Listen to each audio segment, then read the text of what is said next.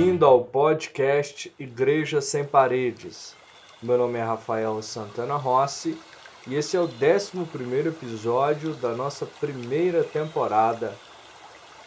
Filipenses, capítulo 1, versículo 21 diz assim: Porquanto, para mim, o viver é Cristo e o morrer é lucro. Em primeiro lugar, é preciso ter em mente 3 informações fundamentais sobre esta carta de Paulo escrita aos Filipenses. Primeiro, esta é uma das cartas mais pessoais de Paulo. Ele escreve como que para amigos, pessoas próximas.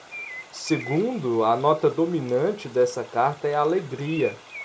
E terceiro, Paulo escrevia enquanto estava preso, e preso injustamente. Quando um prisioneiro escreve uma carta para pessoas próximas que estão livres, o que se espera é que a missiva esteja carregada de fortes notas negativas, como dor, sofrimento, tristeza, ansiedade, frustração, decepção e etc. Por isso, de imediato, já percebemos um grande paradoxo quando dizemos que a nota dominante aqui é a alegria. Paulo evidencia nesta carta aos Filipenses que a alegria e a satisfação dele era a própria pessoa de Cristo. E isso não era circunstancial. A alegria não era circunstancial em Cristo, mas era a certeza de que tudo podia naquele que o fortalece.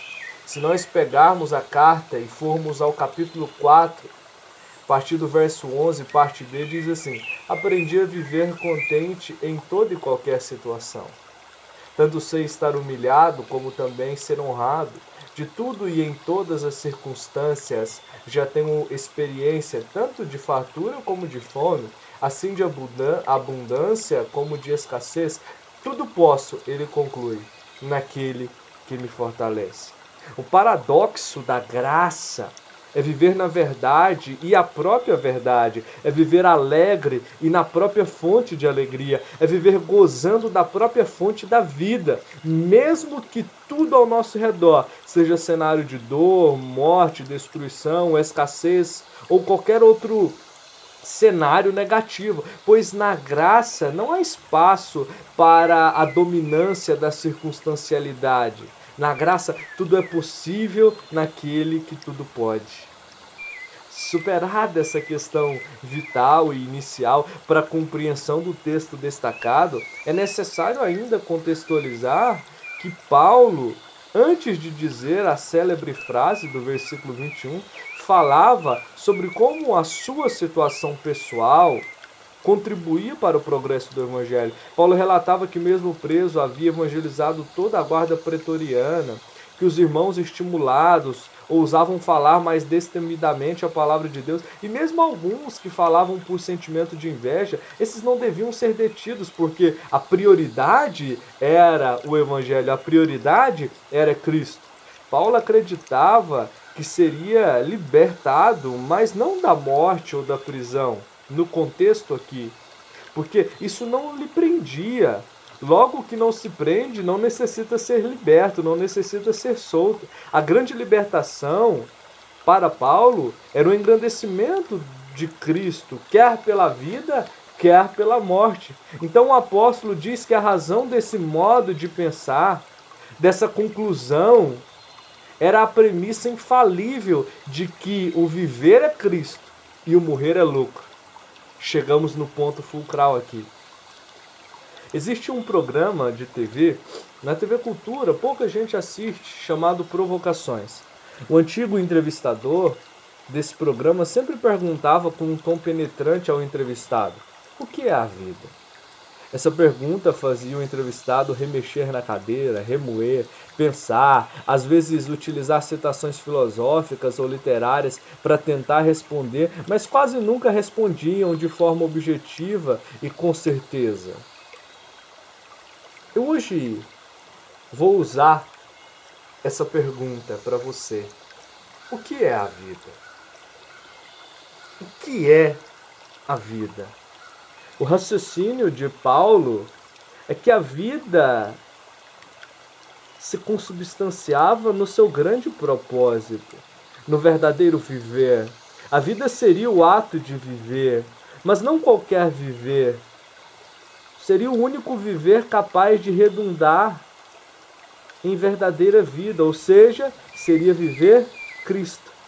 Fora desse contexto, deste panorama, a morte era lucro.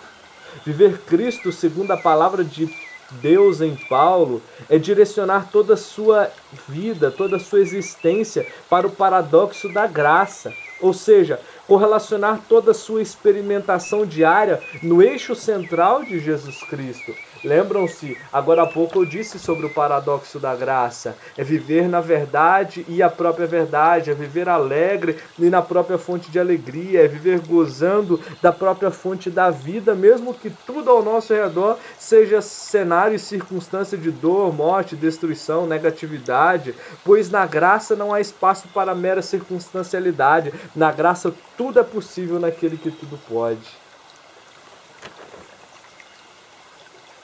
Resumindo, tudo que você pensa, sente e faz deve se relacionar com Cristo.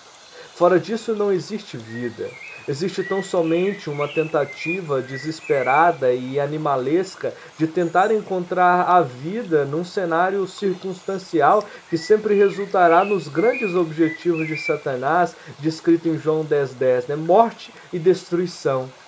Essa é a nossa humanidade decaída. Esse é o nosso viver fora de Cristo. Essa é a explicação para a grande feiura da vida humana expressada em guerras, fomes e misérias.